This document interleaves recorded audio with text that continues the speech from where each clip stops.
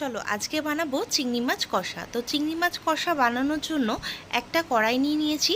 কড়াইয়ের মধ্যে একটু তেল দিয়ে পেঁয়াজ দিয়ে দিয়েছি। পেঁয়াজটা একটু নাড়াচাড়া করব, একটু লাল লাল হয়ে এলেই পেঁয়াজে দিয়ে দেবো চিংড়ি মাছ। চিংড়ি মাছ আর কাঁচা লঙ্কা দিয়ে একটু ভেজে নিয়ে তাতে দেবো আদা রসুন বাটা, ক্যাপসিকাম, টমেটো। ক্যাপসিকামটা অপশনাল, বাট আমার পার্সোনালি খুব ভালো লাগে, তাই জন্য আমি ক্যাপসিকামটা অ্যাড করেছি।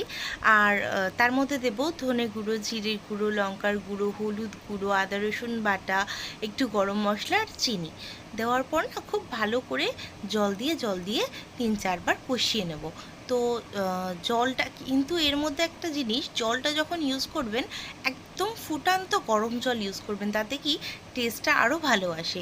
তো ফুটান্ত গরম জল দিয়েই যদি এটা কষানো যায় তো খুব ভালো হয়।